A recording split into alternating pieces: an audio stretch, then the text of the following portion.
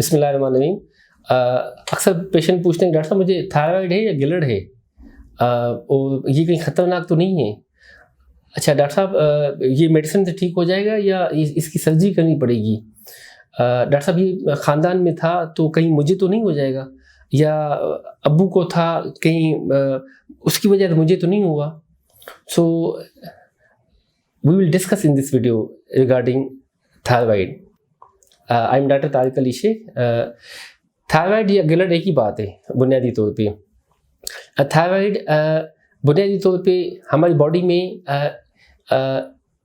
Fuel کے طور پہ پارٹ پلے کرتا ہے، پیٹرول کے طور پہ پارٹ پلے کرتا ہے. ہماری باڈی پہ ایک انرجی کے طور پہ سر سے لے کے پاؤں تک جتنی بھی ٹریلین سیلس ہیں اس کو انرجی پرووائڈ کرتے ہیں تھائرائڈ.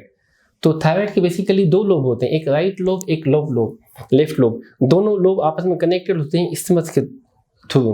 یہ خوراک اور سانس کی نالی کے آگے ہوتا ہے.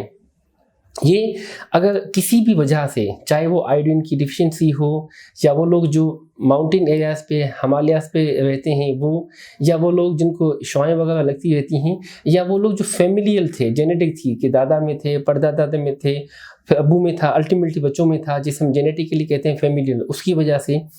تو یہ سارے اسباب ہوتے ہیں بیسیکلی تھائرائڈ کے بڑھنے کے، تھائرائڈ کی ڈیزیز کے.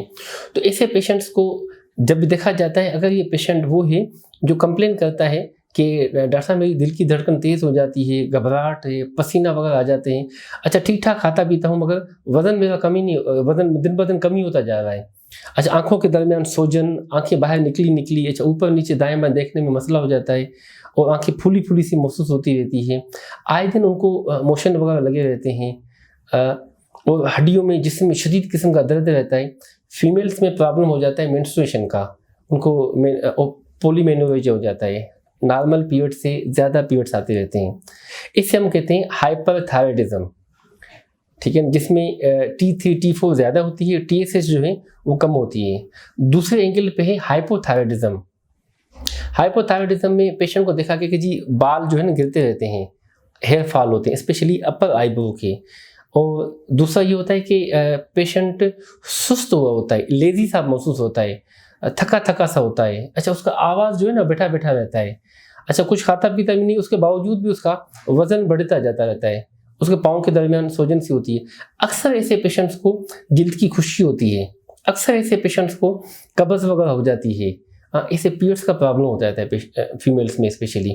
اس سے ہم کہتے ہیں کہ اولیگومینوریا، نارمل سائیکل سے کم اس کے پیریڈس وغیرہ آتے رہتے ہیں. So how we have to investigate. ایسے پیشنٹ کو دو انویسٹیگیشن کراتے ہیں نارملی. ایک ہوتا ہے thyroid hormone function T3 T4 TSH، ٹھیک ہے. دوسری ہوتی ہے الٹرا ساؤنڈ. اس میں پتہ چل جاتا ہے کہ یہ ہائپر تھائرائڈزم ہے یا ہائپو تھائرائڈزم ہے. اگر بالفرض یہ ہائپر تھائرائڈزم میں ہے تو پیشنٹ کو ہم ٹریٹ کرتے ہیں اینٹی تھائرائڈ میڈیکیشن، جیسے پروٹون بیٹا بلاکرس ہیں وہ اس کو ہم دے دیتے ہیں پیشنٹ کو. ساتھ میں اینٹی تھائرائڈ نیومرکازول میڈیکیشن آ جاتی ہے، وہ دی جاتی ہے. اور پیشنٹ کو الٹرا ساؤنڈ اور یہ تھائرائڈ ہارمون فنکشن ہر سے 2 سے 3 ماہ کے بعد ہم ریپیٹ کرتے رہتے ہیں انٹل یہ یو تھائرائڈ میں آ جائے. اسی طرح جو پیشنٹ ہائپو تھائرائڈزم والے پیشنٹ ہوتے ہیں جس میں T3 T4 کم ہوتا ہے مگر TSH زیادہ ہو جاتا ہے، تو ایسے پیشنٹ کو پھر ہم سپلیمنٹ دے دیتے ہیں تھائروکسین کی 1.6 ملی گرام پر kg کے لحاظ سے. اور اسی پیشنٹ کا بھی 2 سے 3 ہفتے کے بعد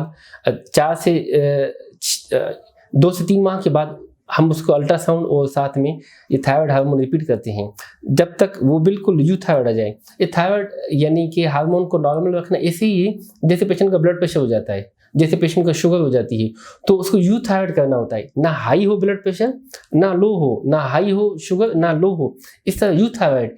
تو یہ میڈیکیشن جو تھائروکسین کے فارم پہ یا اینٹی تھائرائڈ میڈیکیشن دی جاتی ہے کہ جیسے پیشنٹ کی لیول مینٹین ہے. جب لیول مینٹین رہتی ہے پیشنٹ اپنے آپ کو بالکل فٹ کرتا ہے. یہ سارے سائن سمٹم پیشنٹ کے بالکل سیٹ ہو جاتے ہیں. Thank you.